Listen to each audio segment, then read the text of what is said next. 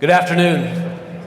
My name's Wally Golden. I'm the treasurer of Quad A, and I'd like to welcome you to this afternoon's panel on cavalry operations. Our moderator today is a renowned cavalryman who needs no introduction. Joe Eszes is going to kick this off for us. Joe, it's all yours. Thank you, Wally. I appreciate that. Welcome. Good afternoon. My name's Joe Eszes. The purpose of my presence up here is to be a road guard.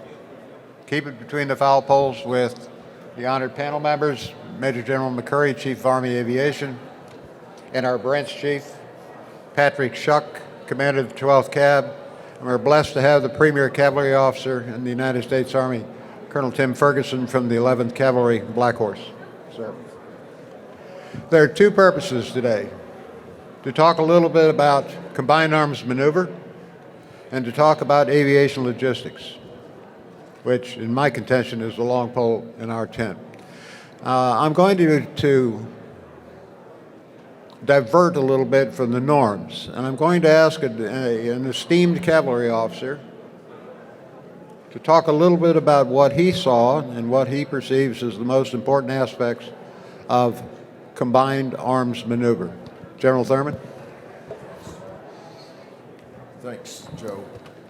Well, the first thing that I would tell you is, how do you focus reconnaissance? And you do that with well-defined priority intelligence requirements. You know, I only did like 54 rotations at Fort Irwin, okay? And what I saw continually out there was a lot of nice charts, but the PIR never changed. And so commanders on PIR, not MI officers, commanders. So you need to know how you focus your effort for reconnaissance, again, back to priority intelligence. The thing I would tell you that I've learned, and it's etched in my brain, are the 7 fundamentals of reconnaissance. And you ought to be able to spout that off the top of your head if you're a cavalry officer. You know, build it, gain, maintain contact. Gain and maintain contact. One of the things that bothers me right now when I hear people talk about, well, you can do that with the UAS. Well, let me tell you what I saw in Baghdad, commanding the 4th Infantry Division. If you relied totally on the UAS business, you would break contact with the enemy. And so that stuck with me, and you've got to have a human that is looking at what the enemy is doing to you and can look at this and report accurately and timely.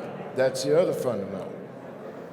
And we need to get back to that in the Army, is talking more about basic business and fundamentals. And that's what our young officers, warrant officers, aerial observers, non-commissioned officers, they need to know that. Orienting on the reconnaissance objectives. And this is why I say PIR is important, because you can overload the system very rapidly because you can't look at everything. And you need to understand when you ask for a PIR, and that's why commanders have to get in this business, is you have to look at how many reconnaissance objectives you actually have.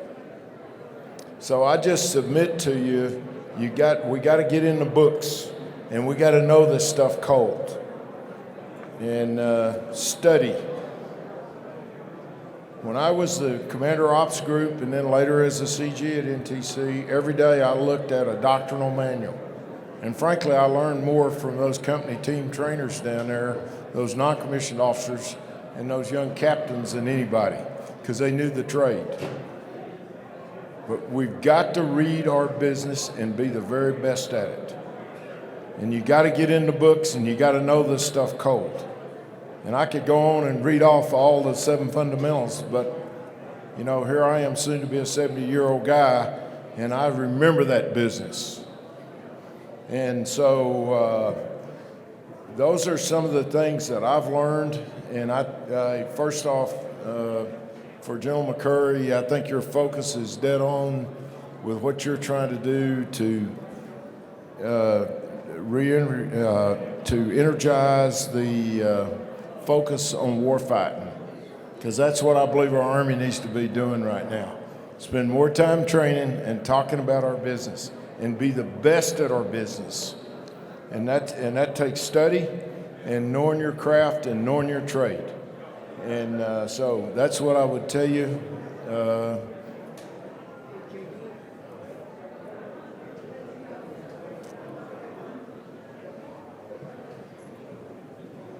When JD was our 3, we talked about this, so I'm only going to talk for about 2 minutes. This whole thing on man-to-man teaming, we pushed it with me as the vice and JD as the 3. And, you know, we built Task Force Odin, trying to get persistent stuff like that. And JD's been out at NTC. I've been running Project Convergence. I got to tell you, our unmanned systems, whether they're ground unmanned systems that we're going to put out in front of you, with all the algorithms and the machine learning and all that stuff, what we're finding out and what we knew back then, because JD and I talked about it, him being a good cavalryman, you have to understand one thing about whether it's a ground unmanned system or an aerial unmanned system. They lack situational understanding, they lack situational curiosity, and they lack situational ownership. We're still going to require, and I keep hearing people in the Pentagon talk about, do we need manned scouts? Yeah, we still need them. Why? Because they understand what the battle is really about. The UAV operator or the unmanned ground vehicle operator has a field of view about like this. That's the first thing. The second thing is curiosity. You put a man out there on the ground or in the air, they're curious. They have a wider field of view. They hear things, they smell things. They see things that you can't see with the best thermals and everything else. And the last thing is ownership. If a ground scout or an aero scout screws up, somebody dies. If a unmanned system screws up, no one dies. They just fly back. UAV operator recharges and stuff. Those 3 things give you a much more precise fidelity on the reconnaissance and answering the PIR. So we're always going to need a man in the loop. Now, that doesn't mean we can't leverage these great systems so we don't lose people unnecessarily out in front. But we're still going to require them. So that's something I learned from my good friend JD. So here you go, sir. Sorry. Thank you, sir. General Thurman, thank you. General McCurry, the ball's in your court, sir. Thanks, Joe, and thanks, gentlemen. Good afternoon, everybody. You know, when we first started planning this cavalry forum here, my good friend Chris Leneve, Commanding General, the 82nd, was going to be here, and we were going to try to get the COG here from NTC, and fortunate for us, they couldn't make it, so we have people that really do reconnaissance and security here on the panel with me that really understand it and don't just talk about it. So thanks to the 2 gentlemen to my left for being willing to get up here on the stage. You know, I could sit here and talk about the days of flying unarmed scout aircraft in Desert Storm forever, but you know, nothing ruins a good war story like having eyewitnesses sitting here. So I'll skip those things. But you know, to General Cody's point, when you're in an unarmed scout helicopter, you're pretty sneaky. You get a lot less sneaky and much more bold when you have a machine gun or something hanging off the side. So, you know, we got to continue to focus on the fundamentals of reconnaissance, fundamentals of security. Hey, you know, I talked a little bit about manned-unmanned teaming, human-machine teaming, and I completely agree with General Cody and General Thurman, and I think we leverage some of those capabilities to maintain that contact. And then just to do an initial address on autonomy and AI and what we can do and not do. The three things that we really think right now, based on our recent MITRE study, that we are deficient in those capabilities to be able to do some of these tasks is perception, which goes along with the curiosity that General Cody mentioned, decision making, and natural language processing. So when you're the scout talking to a ground commander, the inflection of each other's voice, your vernacular that you talk in, your terminology, that's not all ones and zeros. That's human. And that's why the human scout is so beneficial. I can tell you, on my 5 tours downrange, I can't tell you the number of times that we flew things over and over a piece of terrain or a NAI or just an area, and it was a human trained aero scout that had the hair standing up on the back of his neck that said, that doesn't look right over there. Something's not normal over there. Let's go look at it.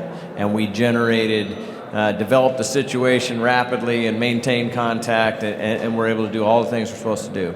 So that's what's important to me from the manned-unmanned perspective. And then to General Thurman's point about maintaining contact, since we don't have purpose-built air and ground cavalry formations right now in the force, I think that we have to find ways to leverage those manned and unmanned capabilities to maintain that contact and be able to sustain reconnaissance over time. I remember as a young cav trooper, one of the hardest things to do was maintain that screen line, and rotate over and over and over and not lose contact and do those handovers. And so those are the things that I'm specifically focused on as we look at the future of recon and security. And then we're working with 1st Cavalry Division, and we're working with the 82nd on both the DivCav pilot for heavy formations and also on what does reconnaissance and security for JFE look like, and how do you build a RNS formation capability and execute when you're expanding the airhead. So I'll turn over to Colonel Shook. Thank you, sir. Appreciate it. And all those in the audience who were expecting Major General Leneve, I hope to not let you down too much, but I am not him. So I filled in on the request of Major General McCurry to talk a little bit about observations from Ukraine and what we've seen in 12th Cab in Europe. So I'm not a cavalry man by trade, although I did serve with 1st Cav in Iraq in 11 and 12, and so gained some valuable experience there. But I am an air assault UH-60 pilot by trade. So looking at Ukraine, the Ukraine conflict and how they have used the proliferation of UAS on the battlefield. So right now the war's been going for over a year. So 24 Feb 2022, the invasion occurred. We're in a grinding war of attrition right now that is principally an artillery fight. And while it's not necessarily a direct cavalry fight, I think there are implications there that are profound for all of the branches, all of the fights that we can learn from. If we consider the fact that prior to the war, Russia enjoyed a 2-to-1 advantage on artillery, guns, and then also multiple rocket launchers, as well as a vastly larger stockpile of supplies than Ukraine. It was estimated that Secretary General Stoltenberg estimated that Russia was able to achieve a 4-to-1 superior volume of fire over the Ukraine. Other reports, one from RUSI, one of the oldest defense think tanks out of the UK, estimated that number closer to 10-to-1 volume of fire superiority to in Russia's favor. So you would imagine then that Russia would have had much more success on the battlefield, but the latest Pentagon report shows that the casualty figures for Russia and Ukraine were actually in Ukraine's favor.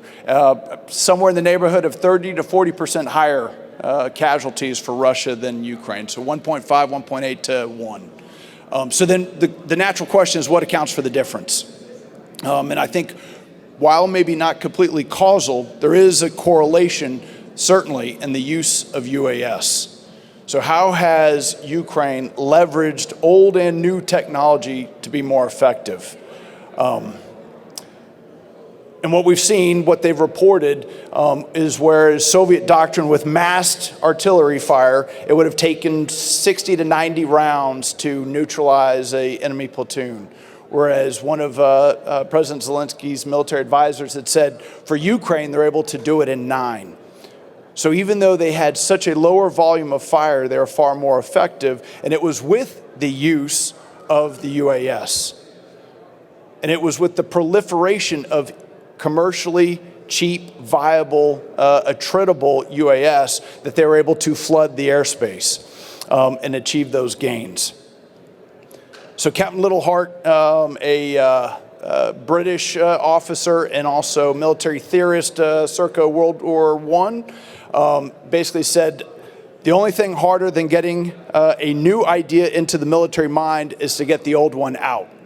So Russia, in a vastly superior position, failed to necessarily adapt or see how they could leverage UAS, because they certainly had UAS, and they had it for longer than Ukraine did, but they failed to basically use that UAS to their advantage.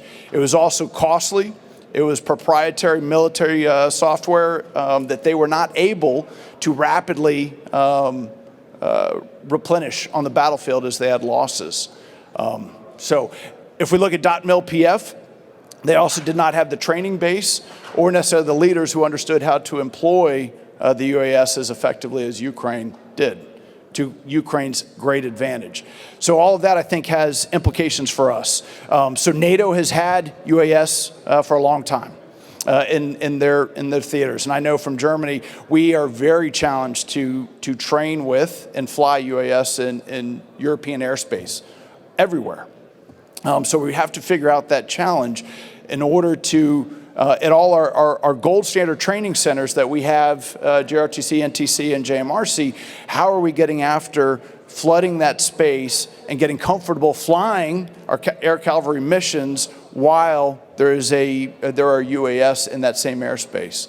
And I think that'll be a challenge for us to train now in order to mitigate the risk in operations down the road. So thank you. Well, good afternoon and alans to everyone out there. On behalf of General Taylor, Commanding General of the National Training Center, and I am not Terry Tillis, the Chief of Operations Group. It's great to be here and be part of this forum. In terms of my background, I have 7 rotations as the regimental commander for the 11th Armored Cavalry Regiment. Previous to that, I'd only ever been a rotational unit. It's much better to be on the other side now. And get to see and experience all the things that the rotational units go through with a level of empathy to what they're going through as well. A few observations, particularly from the Black Horse perspective of what we're seeing both on the ground and the air cavalry side. I'd say there's a struggle with framework and putting the forces in the right position to be able to accomplish either the reconnaissance or security tasks that they would like to do. I think in a lot of cases they know what they want to do, but trying to get them aligned to where they need to be on the battlefield to have effects against us, develop the picture, and answer those questions that are going to enable decisions for the commander is a struggle. Often, in terms of to General Thurman's point about the gaining and maintaining contact, they will gain contact, they will break contact, and we will continue to attrit them as they try to regain contact continuously. There's often the struggle of the synchronization of the aviation and the ground forces, and I think a lot of that has to do with relationships. Again, just the observations, many of these units come together during RSOI as they're trying to build combat power and establish those relationships and understand the matching of talent to the points of friction that they're going to have within their command and control efforts and trying to nest into one another and develop that. I think in terms of some of the constant struggles with generating combat power and having that combat power at the right place and time for it to be effective. Because from a regimental perspective, there is no greater threat that makes the Black Horse nervous than when the AHs go up in the air. But if they cannot communicate effectively with the ground forces, if they don't have good graphic control measures to understand the picture that they're fighting within, in cases, we are able to kind of wait them out and then continue to attack, continue to defend, and continue to have positive effects on our side against the RTU. Goes to the usage of terrain as well. We've worked very closely from the regiment's perspective with the Eagle team out there at NTC and Lieutenant Colonel Mergadumian and his trainers to help that in terms of the how the pilots are flying, what we're seeing. We'll provide video. We'll give them feedback from the MIBN perspective or from the individual trooper perspective of what they saw out there. Again, to help them understand themselves through the AR process and where they can improve. The other ones in terms of it, I would say there's, and this goes to some of the technology challenges that we have out there, is sometimes the lack of appreciation of the IAD's threat when they're in the force-on-force. So again, I'm not up there in the China Lake out of sector missions, but there's a great appreciation for that when they're flying the China Lake out of sector missions, not necessarily replicated when they're in the box going into the force-on-force, and I think that sometimes can lead them to a false sense of security that they're operating, in a way that positions them in an advantageous position to have effect on Black Horse. And then finally, I would say, again, there's been a lot of effort to stretch the aviation components, make it so it's not a 5 minute from liftoff, and the Apaches are in the fight able to effect. And I think that's being felt across the community, both on the ground side and on the aviation side, because if you don't have those assets postured correctly, if the FARP is not ready to go, if they're not accounting for the threat to those nodes as well, then that biggest threat to what makes Black Horse nervous is not in position. It's not able to deliver the effects that they're looking for, and then answer those questions, help develop that picture to better sequence the BCT's fight and gain and maintain contact, and then move on to their objectives. So with that, I appreciate it, sir.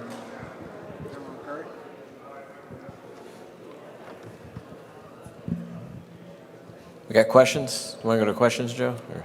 No, I don't have any, sir. I thought you might want to expand upon what I don't want to argue with Colonel Ferguson. I never opposed Black Horse, but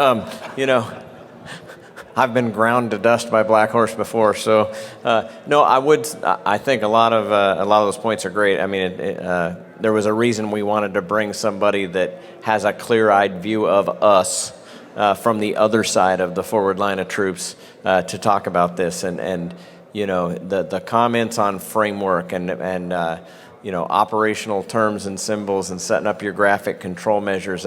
This all gets after my sharpening comments, and my sharpening focus for our young leaders is if our young air cav and aviation officers can't walk into a ground command post and have a doctrinal conversation about the battlefield framework and where they're operating, then we will not have the air-ground integration, the level of integration of air-ground operations that we want to have, and to facilitate maneuver and fires. I do think also comment on the IADs is really good. Everybody knows when you go west of the box that you got to be on your game. Well, we need to be on our game all the time for that, and we need to have a full appreciation of the threats that we're facing. And again, to sharpening, I've made the comment several times. I tell Colonel Poles all the time, I'm like, everybody that went to NTC knew exactly how many vehicles of what type they were looking for to find the combat recon patrol or the forward security element, and we have to have that level of detail of enemy order of battle, the systems we're facing, their capabilities to shape ground commanders' decision making. And the only other thing I would offer is, we take 3 out of every 4 applicants for warrant officers. 3 out of every 4 we take from prior service soldiers and NCOs. There's a reason for that. We're not the Air Force. We are the Army. We want flying soldiers that see, smell, feel the battlefield like a soldier. and that's what makes the power of our manned reconnaissance so good. Thank you, sir. Colonel Shuck, do you have anything to comment, add? Colonel Ferguson? Okay. We'll go to questions. Any questions? Really?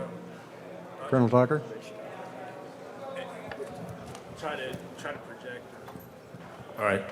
Hey, for probably Colonel Ferguson, that talked about the lack of ability of maintaining contact once any of the recon elements have gained it. Have you seen any examples where, upon gaining and maintaining contact, that either the division or the BCT leadership can pivot and adjust their plans in order to, make a significant impact on your force? Or are we still so regimented in some of the planning processes that we have tempo in the recon, but not the same tempo or flexibility in the rest of the unit?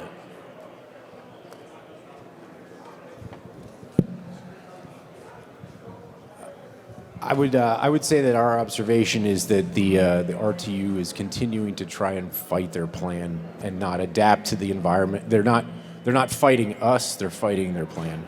And in terms of that gaining contact, if they make it with the aviation, and the aviation is answering the questions, are they able to then maintain that by repositioning a ground asset to continue to observe or to call for fire, whatever it might be doing to have that effect on us? I think that we have seen, again, struggles in terms of the communication. I mean, literally to the point of not having the right frequencies between the air and the ground, and being able to paint that picture for each other. So in recent examples, one of the rotations, once we did get the framework right with the RTU, they were much more successful. You saw a lot more growth as they went through the subsequent battle phases, but it took a little bit to get them aligned correctly because they had a really, really good aviation unit that was hungry, that really wanted to get after us. And once they got kind of the aviation and the cavalry squadron aligned together, they were able to be much more effective in developing that picture. But to go back to your point, I think they struggle and they fight their plan a lot more than just, hey, what's in front of me? Let me go fight that. Yeah, I think that, can you guys hear me? Yeah. I think that gets after good IPB, good NAIs that are tied to decision points that actually drive decisions for commanders and aren't just straight ahead, is there an NAI that leads you to activate an engagement area, and turn, or canalize the force instead of just trying to drive into them? But half the battle's finding them. Once you find them, you got to know what you want to do with them and be able to react. One of the things that may help us where we find ourselves now with the manned, unmanned teaming, all these new systems that are coming on board, is go take a look at our common SOPs. How do we want to fight? And it needs to be standard. I grew up in cavalry regiments a long time ago. But we had common SOPs. And everybody knew those SOPs, the ground guys, the air guys, and we lived and breathed that. And so what I used to see out at Fort Irving, everybody would show up after, hey, JD, we've been training our ass off. Here's our SOP. I said, how come the ink's coming off in my hand? Y'all just printed this to come out here. My point is, we got to get back to that. It's basics and fundamentals. And that's what I think our branch chief is really driving at down at Fort Novacell. So that may help us. And then have discussions with the ground brothers. See, you don't have the luxury today to have fully manned division cavalry at division level. You don't have that. The corps are even more reconnaissance poor. So how are we going to do that with our organizations? How do we organize for combat now? That's the thing that I think we got to spend some time looking at. And you got all of the remote combat vehicles, all that. But how's all that going to work? But you got to just back up and go back to fundamentals. Over. Thank you, General Thurman. Any other questions? Yes, sir.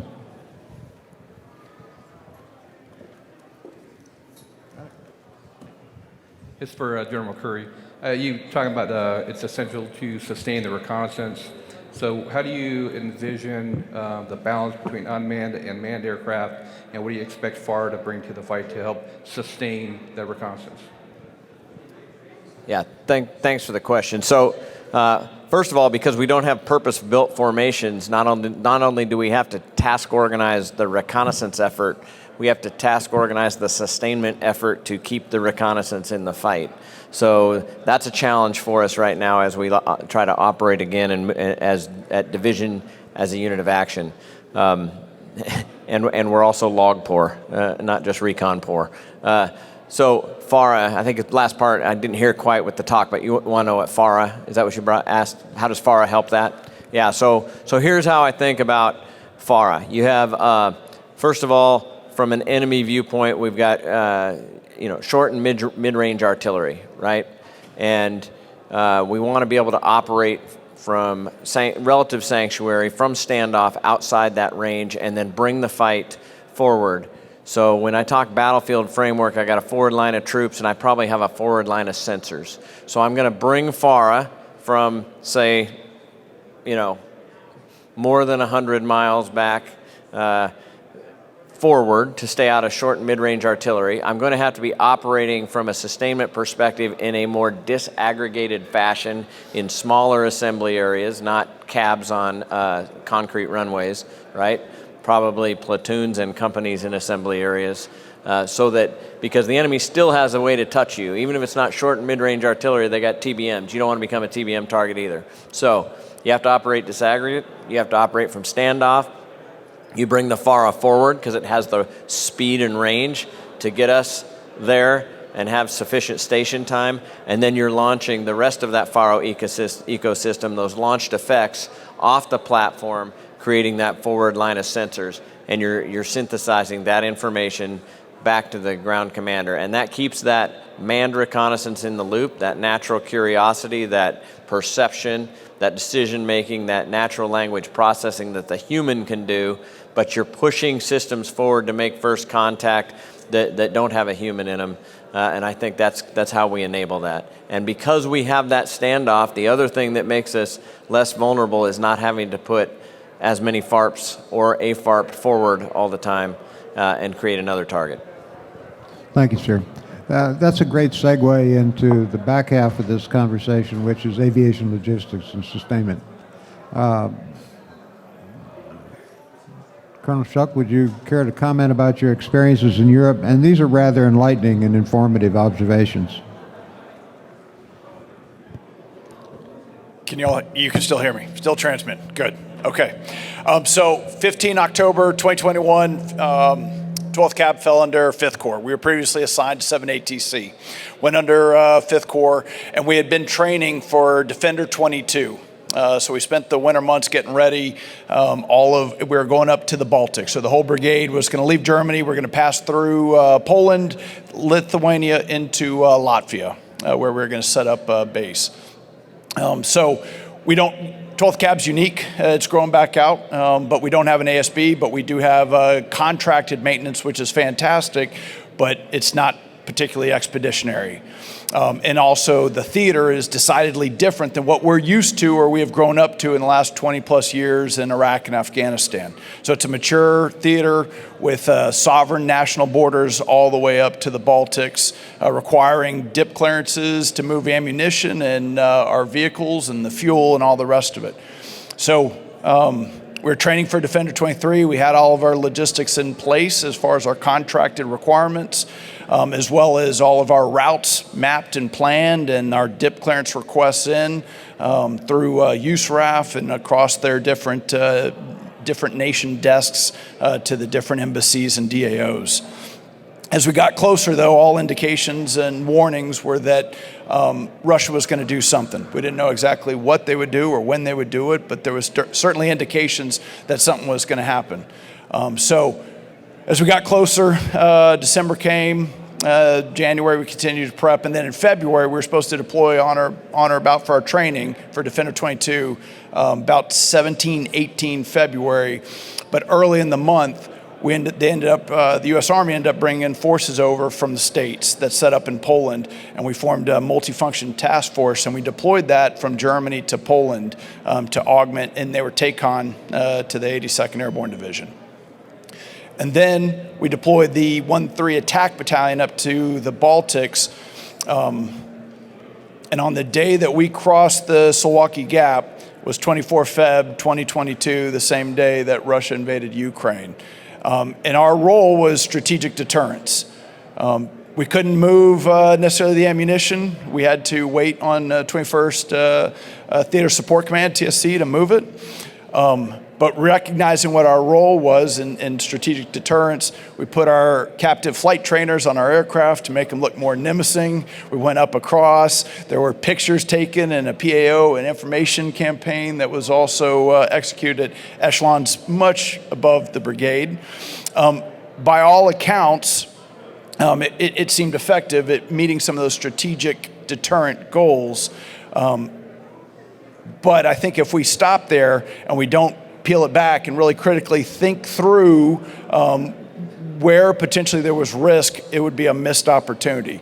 And in this one, I think our biggest gap was logistics, like logistics support, if we go back and take a look at it. So instantly, what comes to mind is a General Bradley quote that amateurs talk tactics and professionals talk logistics. So in this case, we had one UBL for our attack battalion, and that UBL it took some time for it to get to us up in Leovardi Air Base in Latvia, and then once there, it probably wasn't in the best strategic position north of the Suwalki Gap with the attack battalion. My observations at the tactical level. Obviously, there's an operational strategic level, and I'm sure at the strategic level, the ability to be a blunt force was far more important than the survivability or sustainability of that force over time. But logistically, we were relying on others to move ammo across international borders and roadways. The further we move east in this theater, the rail gauges change, and it becomes hard then, or we are challenged to move logistics further to the right. So not necessarily focusing on the whole kill chain, that's the logistics and everything, not just the aircraft, but we tended to focus on what we could control, which was the aircraft, and sustaining those aircraft forward of the Suwalki Gap, about 1,000-mile long lines of control that we had to maintain pieces and parts. And so we set up our own, I wouldn't call it a Red Ball Express, but we had our box truck express where we were basically driving pieces and parts up to make sure that we could sustain our aircraft in Latvia and sustain our aircraft out in Poland. And all of that, I think, just exposes or at least allows us to look a little bit deeper into how will we sustain aviation operations, whether it is a cavalry operation, an air assault, or deploying forces for strategic deterrence at the ends of long lines of communication. Colonel Ferguson, you care to comment about your experience at NTC with logistics sustainment? It kind of goes back to what I was initially describing is we are trying to, at the National Training Center, stretch the legs of the aviation elements more and more and put more problem sets on them to work through with the brigade from the, everything from, again, the positioning of the asset to the time that it takes to get there to how they continuously generate combat power. So I think there's been a lot of good work on that by the operations group in terms of their design and in terms of the threat once they get into the force-on-force. One thing that I was kind of thinking about as well in terms of the logistics is kind of the positioning of the talent of the points of friction is how are they tying into the sustainment battalion into the the 916th Support Brigade, which is acting as the division level sustainment brigade out there in some cases. So how are they building into that team and integrating that to understand the requirements and be able to forecast out more accurately what those are going to be? Everything from not just class 3, but to the class 5, the class 9 repair parts. I think that's one that they can continue to work on to make them more ready and better capable. Yeah, I think one of the things we're working on with ForceCom and the CTCs is does aviation always have to be in the box? Could you have the aviation formations on some, say a National Guard training site that is 100 to 120 nautical miles away and force them to support that fight from that distance?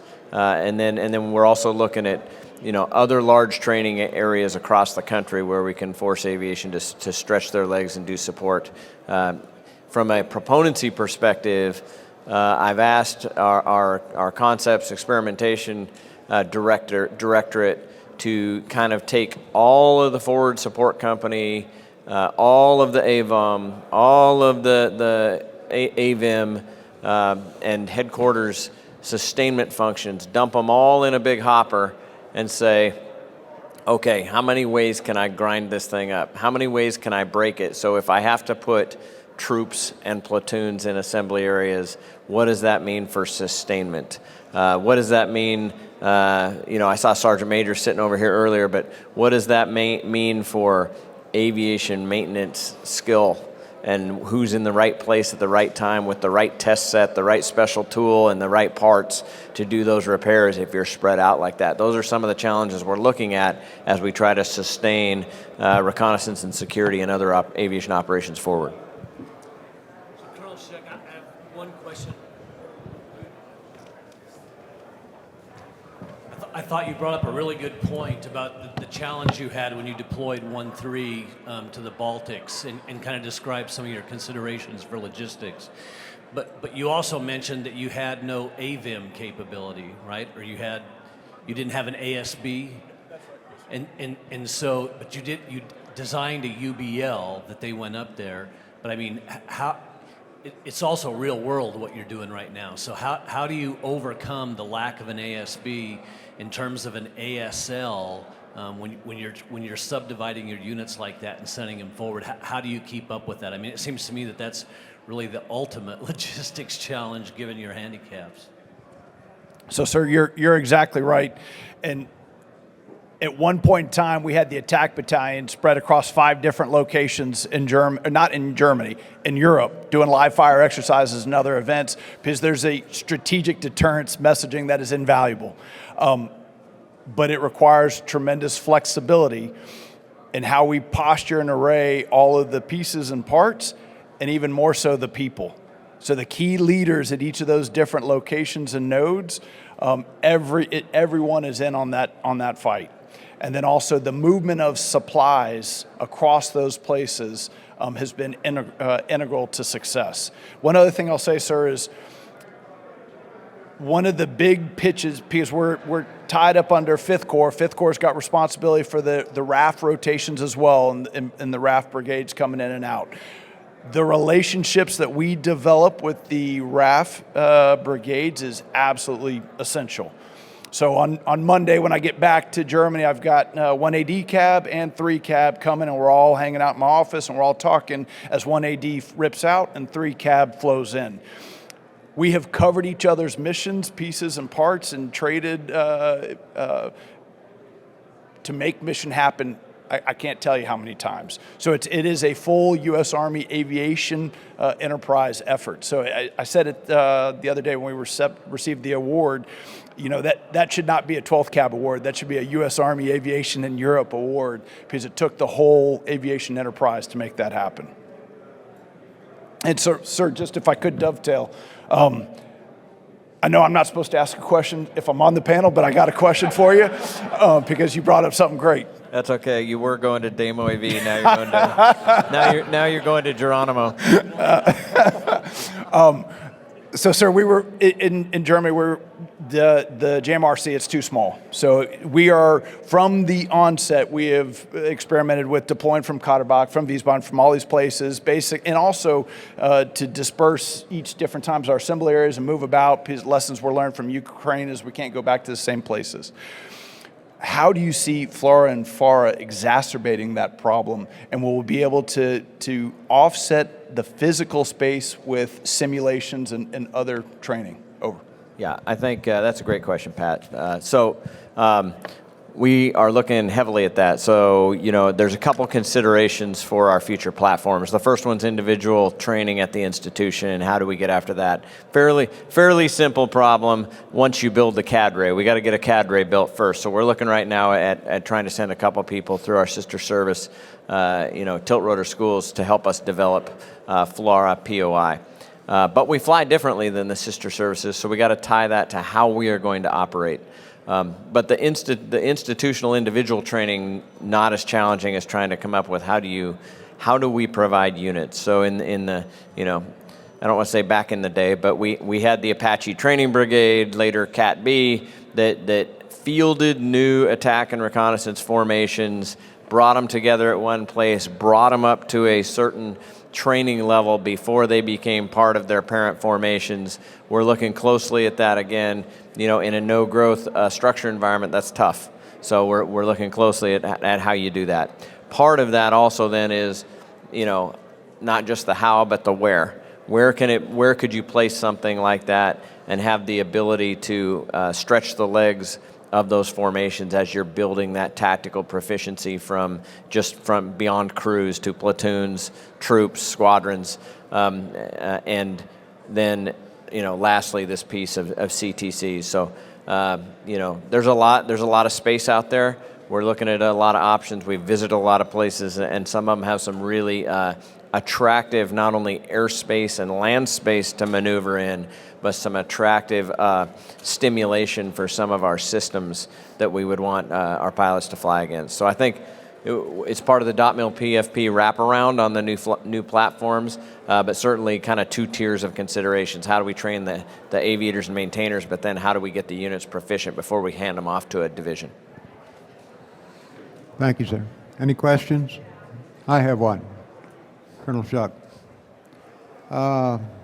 In my background as an Army aviator, we were acutely reliant on situation awareness as a precursor to our logistics requirements, transportation, and what have you. First question, how do you feed into that process and that system, and how do they support your requirements for sustainment? Secondarily, advanced technologies. Do you see any application for advanced technologies in terms of solving logistics sustainment issues? Thank you. It's you, Patrick? No, it's for you. Good try there, Mr. Damo FV, or AB. So, sir, if I get it right, the first question was, how do we communicate? And situation awareness that feeds into, allows you to make informed decisions.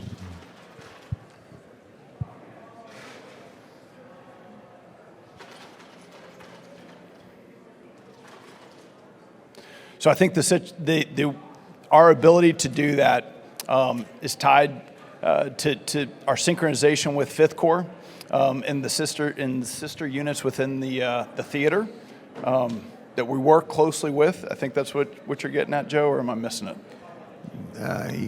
Yes, but it's what are you being fed that allows you to work and operate a distribution system of logistics and sustainment over extended distances and ranges and short periods of time?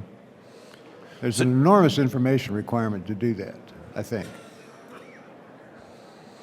So, Joe, I think it's all the staff's running estimates. It's all of the data that they're pushing back up to us. It's the combination of the DSR and what the 4 is thinking, their coordination with 21st TSC, the daily battle rhythms that we've got with the Cubs that allow us to see ourselves and see the theater requirements in order to determine where we augment or request assistance or work with the sister RAF cabs and brigades to make sure that we have the requirements and the combat power we need to meet mission requirements. A lot of friction in that process?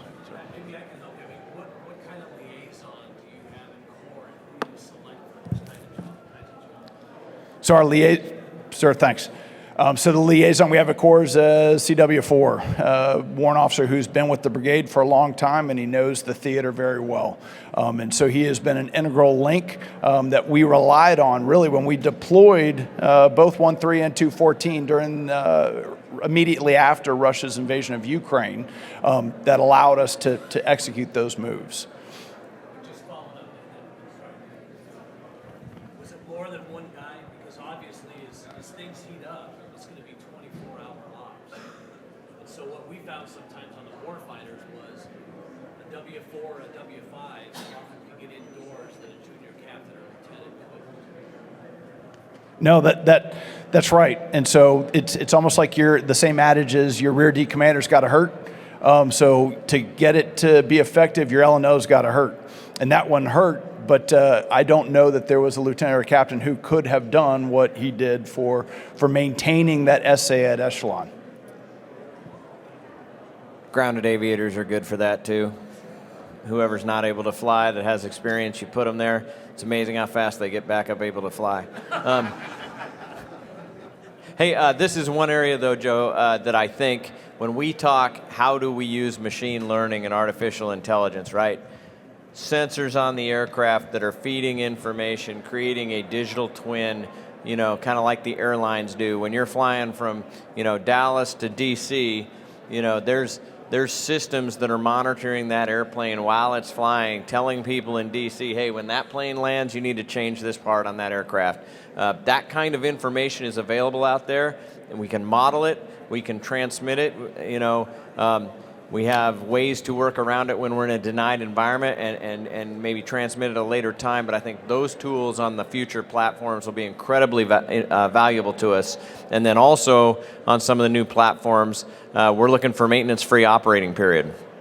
So, if I could put an aircraft into theater on a JFE and have 100 flight hours before I have to do anything, provided it doesn't break, that's advantageous to us.